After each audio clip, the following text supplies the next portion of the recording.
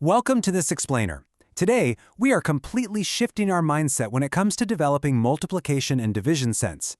For a long time, the focus in so many learning environments has been heavily on rote memorization, just drilling basic facts until they hopefully stick. But today, we're going to look at the research and the strategies that build deep, visual, conceptual understanding. We're going to explore how to guide learners so they actually understand the real mechanisms inside these mathematical operations rather than just reciting numbers from memory. Okay, let's dive into this. Imagine you have 52 items, and you need to divide them evenly into groups of 8.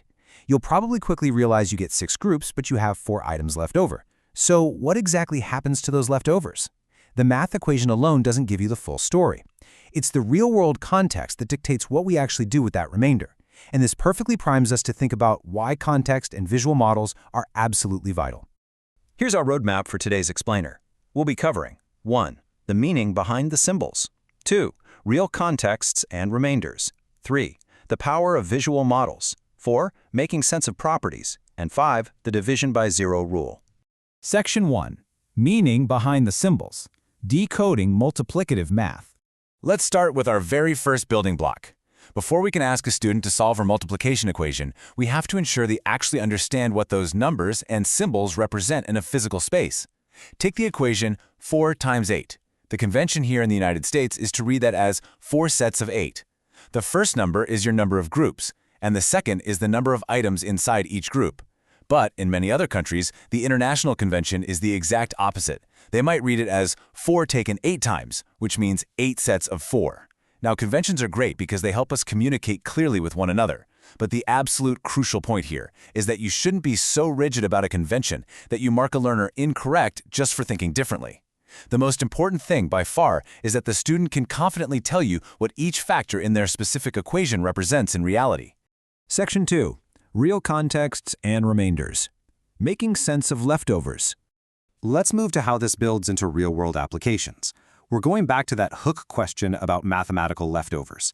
In pure arithmetic, a remainder is just a number sort of hanging out at the end of a problem. But in real life, the situation dictates exactly what we must do with it. Generally speaking, there are 3 contextual uses for remainders.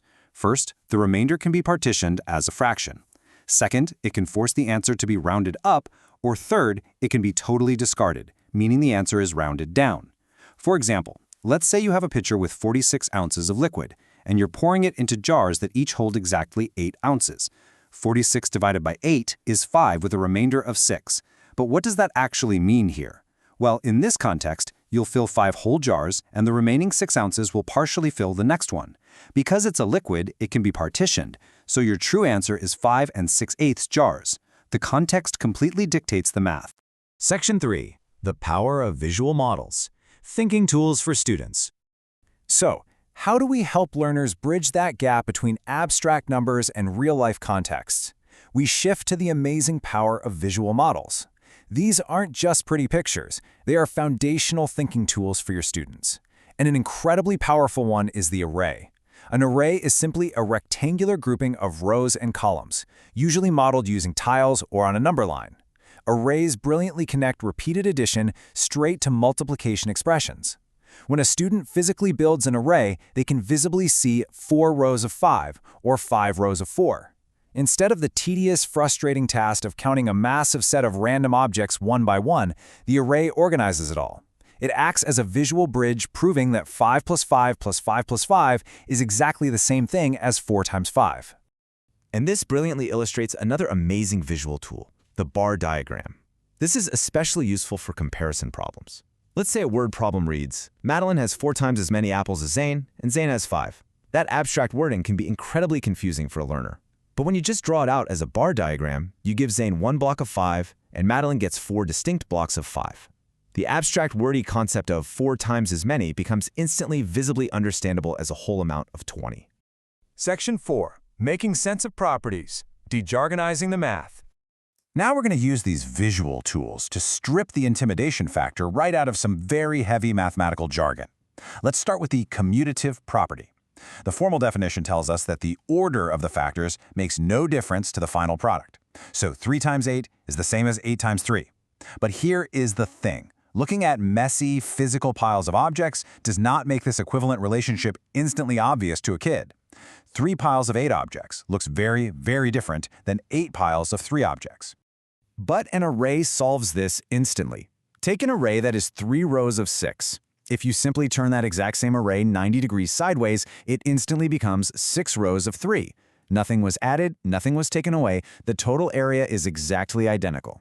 This one visual completely proves a commutative property without needing a single word of complex jargon. Next up is the associative property, which says that when you're multiplying 3 numbers, the grouping of the factors does not change the final product. This is a genuinely critical tool because it allows students to flexibly compose or decompose numbers so they can solve problems in their heads so much easier. To see this in action with a real-world context, imagine you want to buy 6 cans of tennis balls. Each can has 3 balls, and each ball costs $2. What's the total? Well, you can group this in 2 ways. You can find the cost of a single can first. 3 balls times $2 is $6 a can, and then multiply that by 6 cans to get $36. Or you can find the total number of balls first. 6 cans times 3 balls is 18 balls, and multiply that by $2 a ball to get $36. The associative property guarantees that no matter how you group those factors, the total cost remains exactly the same. Finally, we have the distributive property. Now, it sounds super complex, splitting a factor into parts, multiplying each by the other factor, and adding the results.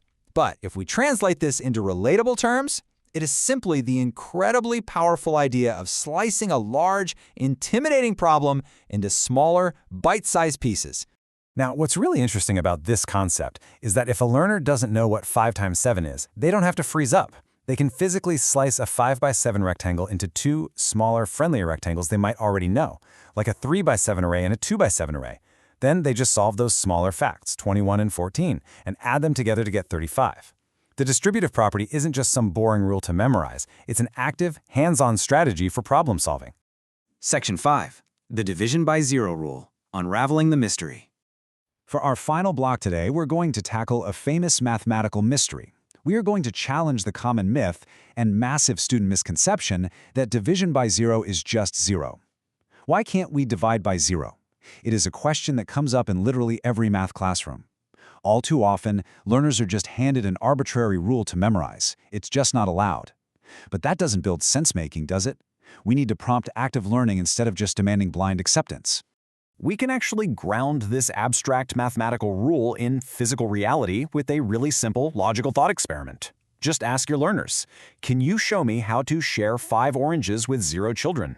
I mean, if you have 5 oranges in your hand, but 0 people to give them to, you literally cannot perform the action of sharing.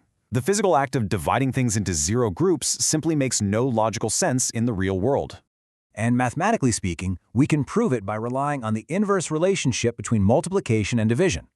If 5 divided by 0 had an answer, we should be able to work backward, right? We should be able to ask what number, when multiplied by 0, produces an answer of 5. But we know that anything multiplied by 0 is 0. There is absolutely no number in existence that can make that equation true. And because of this inverse relationship, there is simply no answer, which is exactly why dividing by 0 is officially termed undefined. And that brings us to the end of our journey today. We've moved all the way from the real-world contexts of remainders, through the visual power of arrays and bar diagrams, into proving mathematical properties, and finally debunked the division by 0 mystery. So I'm going to leave you with this final provocative thought. How will you use these structured visual models to transform a learner's understanding of multiplication today? Remember, don't just teach the facts, build the sense. Thanks so much for joining me on this explainer, and keep exploring.